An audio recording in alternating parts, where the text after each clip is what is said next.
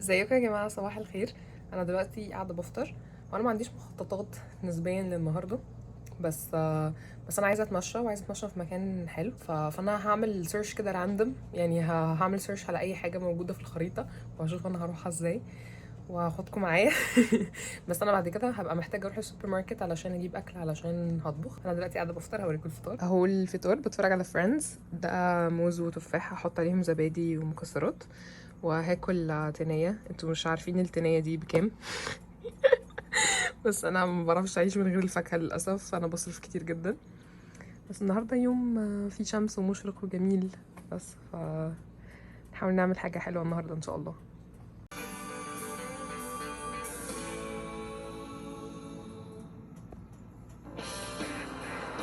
الفلوج ده كان حاجه انا مش مخططه لها باي شكل من الاشكال. يبقى انا بتمشى جنب الجامعه، اتفاجئت ان في المكان دوت اللي انا بصوره لكم دلوقتي، وقررت ان انا اتمشى فيه وان انا اوصل لقمه حاجه معينه انا لقيتها على الخريطه. انا عارفه ان الموضوع يعني راندوم جدا، بس ده اللي حصل.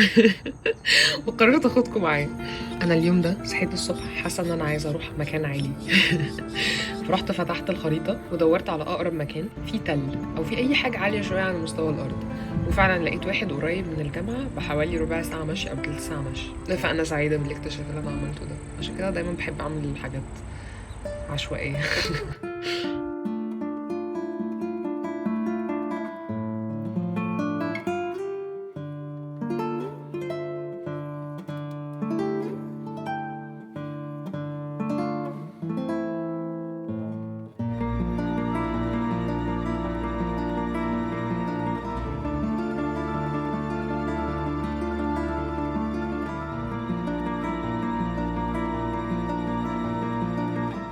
انا كنت واقفه بتفرج على الفراشايه اللي انا مصورها لكم دي وسعيده جدا. فجاه لقيت الزرع بيتحرك جامد جدا جدا جدا جدا. هوريكم الزرع، هو ده الزرع اللي بيتحرك جامد جدا بجد والله. كده فجاه راحت طالعه من هنا بطايه. بطايه بتتخانق خناقه جامده جدا وراحت طايره ونازله هنا. في بطايه هنا دلوقتي، بطايه كبيره جدا بجد. انا هخليه واحد من اهدافي القويه جدا ان انا اصور لكم البطه دي. بصوا بجد، دي earth worm، دودة الأرض. في كلبين عناف جدا في البيت ده. يخوفوني عشان ما اقربش منه. ما كنتش هقرب كده كده، مش عارفه منرفزين نفسهم ليه. بصوا السفندي. البلد الريفيه اللي يعني اهلي كانوا اصلا عايشين فيها هي كفر شكر، ومعروفه جدا بالبرتقال والسفندي، يعني اللي هي الموالح عامه. يعني اول ما جيت برضو في بلد او في جزيره برضو معروفه بنفس الحاجات عشان ما احسش ان انا مفتقده الوطن. انا عماله اتمشى في الريف دوت لحد ما وصلت للقمه. انا دلوقتي عند القمه اكشلي، بس هي القمه مش مكان اللي هو انتوا مثلا بتقفوا فيه بقى وبتاع، لا. هوريها لكم ثواني. هي دي القمه، ومش عارفه ليه في باص راكن عندها يعني، بس هي دي اعلى حته في الجبل دوت. ف تمام يعني. هو عامه الشجر مش مبين ان احنا عاليين، بس احنا بجد عاليين يعني. مش عارفه لو باين من هناك شويه، بس انا هحاول ادور لكم على مكان يبين احنا قد ايه عاليين. بصوا المنظر من فوق. واو، كمية الراحة النفسية اللي أنا ببقى حاسة بيها وأنا في وسط أي حاجة ليها علاقة بالطبيعة بجد لا توصف. وسط غابة، وسط زرع، على البحر، أي حاجة حرفيا. أي وقت بحس فيه بالتوتر أو بحس فيه إن أنا مخنوقة، ده أول مكان بروحه. أي حاجة فيها طبيعة.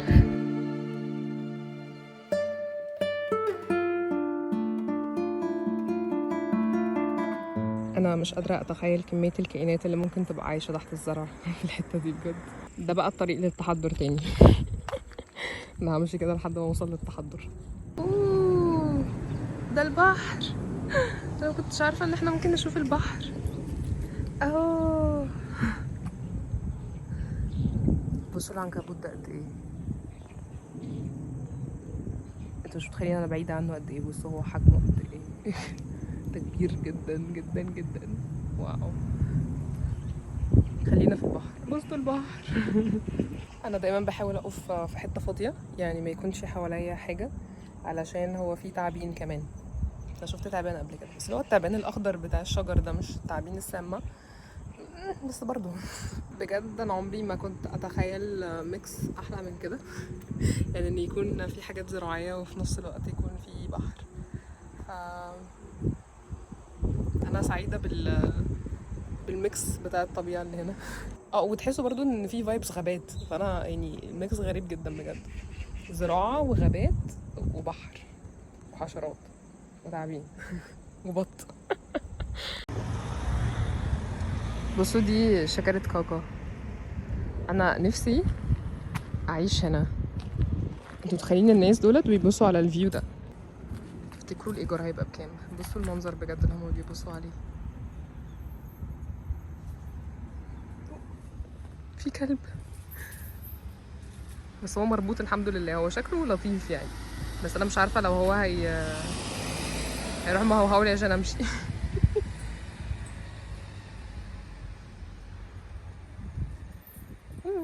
لف ونام.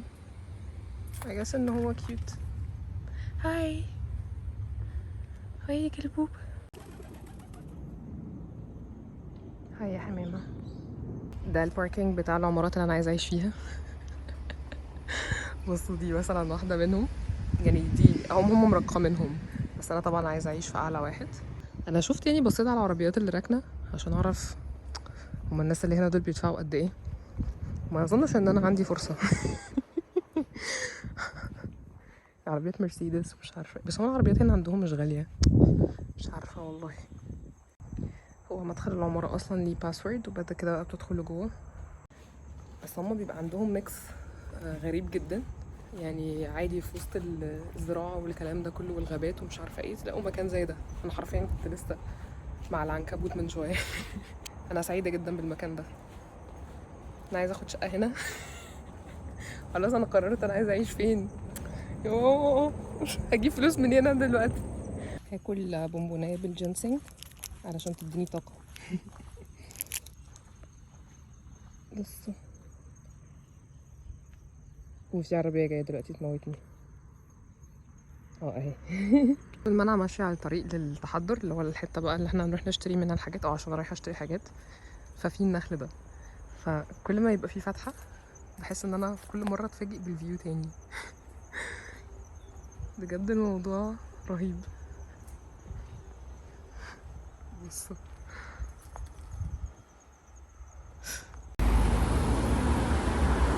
اهو البحر. رجعنا للتحضر تاني.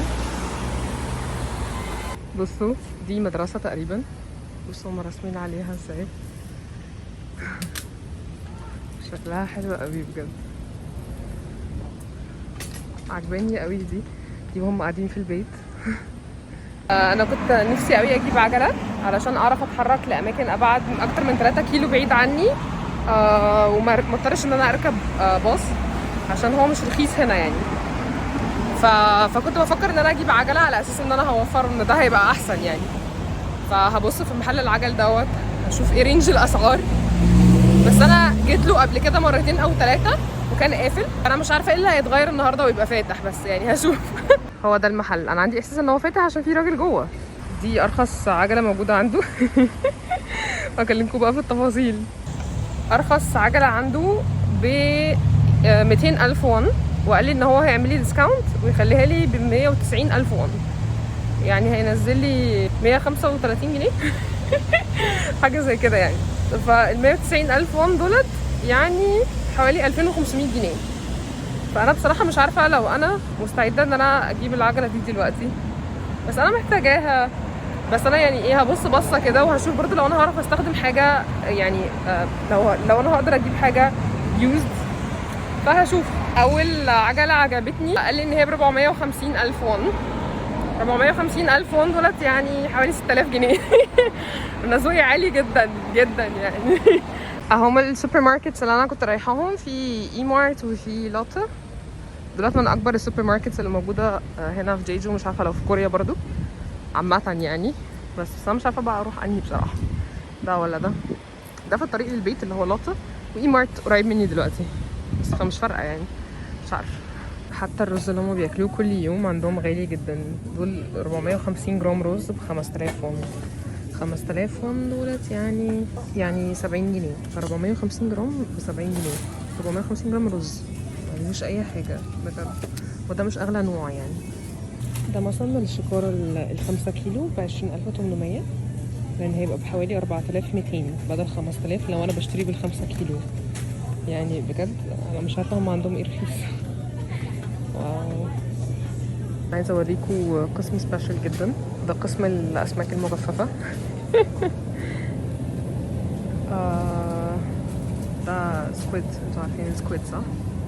ودول اسماك صغيرة ودول اسماك كبيرة شوية. في بقى انواع كتير قوي. ده dried baby octopus يعني بحار البحر. بصوا صغننين قوي. بعد ما طلعت لوط وقعدت الف بقى وعشت حياتي في الاخر ما لقيتش، ورحت جبت من محل هنا صغنن دقيق بذره كده معينه عشان اعمل بيه وصفه النهارده. عندي احساس ان الغروب كان حلو قوي النهارده بس للاسف فوتته. كده البيت وكده يعني لو انا بقى راجعه تاني مكان ما كنت.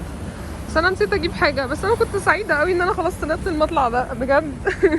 لازم اجيب زي مصفى صغيره علشان الباودر ده انا هدوبه كده في الشوربه. هوريكم مقتطفات يعني. فطبعا انا رايحه دايسو حبيبي علشان انا مش عايزه ادفع في المصفى دي اكتر من شان وون اللي هو يعني 1000 وون 13 جنيه يعني. هو ده اللي طالع من ذمتي للمصفى دي. هنقي بقى واحده منهم.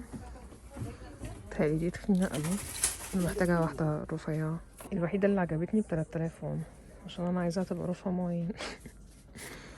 انا اللي طالع من ذمتي 1000 وون مش هدفع اكتر من كده. قلت بما اني ضحيت وهجيب الصغننه دي ب1000 وون هجيب بقى حاجه احط فيها الباودر علشان هو مش بيتقفل فممكن ياخد ريحه اي حاجه. انا غالبا هجيب ده يا اما ده.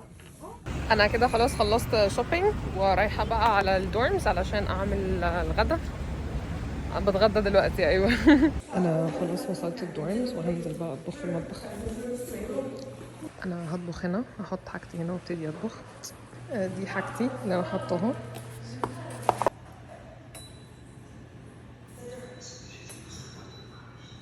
احنا طبعا بنستخدم البوتاجاز ده مع كل الناس فانا يعني انتوا دايما هتلاقوه مش نضيف كده. انا اسفه جدا.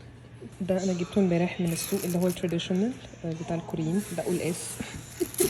قلقاس كوري. فلازم اغليه الاول عشان هو بيبقى سام وهو ني وبعد كده اقشره.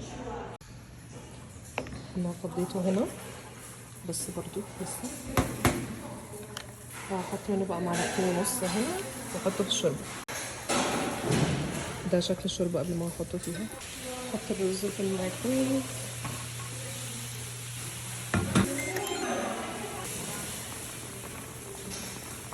هو ده الاكل اللي انا هاكله. انا هاكل البيضتين دول بس. ما عنديش طبق صغير. دي الشوربه وهتفرج على مستر اند مسز سميث.